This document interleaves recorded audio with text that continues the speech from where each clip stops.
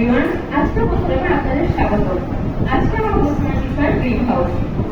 আসলে green house বলতে একটি স্বচ্ছ প্লাস্টিক বা কাঁচের তৈরি ভবন বা কাঠামো যা মূলত তাপ নিয়ন্ত্রণ করে ফসল উৎপাদনে কাজে লাগে। যে সকল এলাকা শীত প্রধান সেগুলোতে ফসল উৎপাদনের জন্য তাপ নিয়ন্ত্রণের মাধ্যমে ফসল উৎপাদনের প্রয়োজন হয়, যার কারণে গ্রিন হাউস ঘটনাটার বা কনসেপ্টটার উৎপত্তি।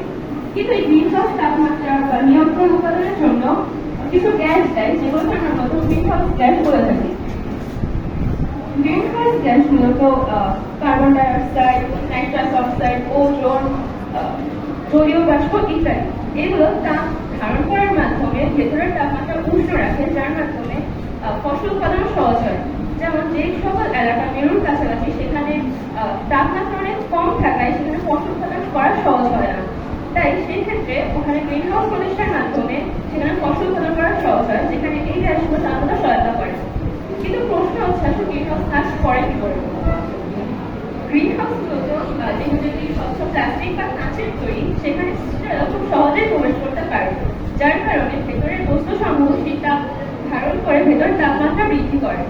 কিন্তু এই বস্তুগুলো যে তাপ ধারণ করে তার কিছুটা প্রতিফলন করার চেষ্টা করে, কিন্তু সমস্যা হচ্ছে যখন তার প্রতিফলিত করে সেই প্রতিফলিত তাপ কখনো বাইরে যেতে পারে না, যার ফলে যখন তাপমাত্রা আরো নেমে যায় কিন্তু ভেতরের তাপমাত্রা তখনও উষ্ণ থাকে, কেননা সেই যে তাপ তারা প্রতিফলিত করছে সেটা ভেতরেই আটকে থাকে। কিন্তু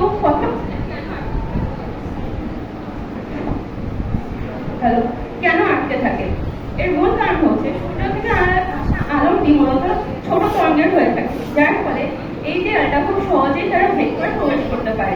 কিন্তু ভেতরের বস্তুসমূহ যে তাপ প্রতিফলিত করে সেটা মূলত বড় তরঙ্গের তৈরি হয়ে থাকে, যা সেই কাঁচ বা প্লাস্টিকের দেয়ালটি ভেদ করতে পারে না, যার কারণে সেই তাপটা ভেতরেই আটকে যায় এবং ভেতরের তাপমাত্রা আগের মতোই উষ্ণ থাকে। এই একই ঘটনা আমাদের পৃথিবীর বায়ুমণ্ডলেও হয়ে থাকে।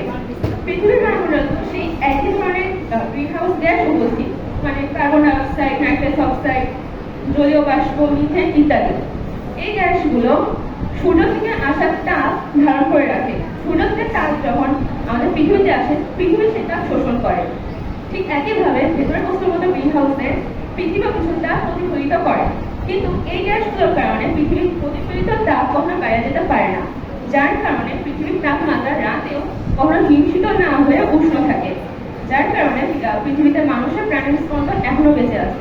কেননা গ্রিন হাউস ইফেক্টটা না থাকলে রাতের বেলা যে তাপ নিয়ে যেত সেটা মানুষের জন্য বেঁচে থাকার জন্য মোটেও গ্রহণযোগ্য হতো না। আমার টপিক এই পর্যন্তই ছিল। ধন্যবাদ।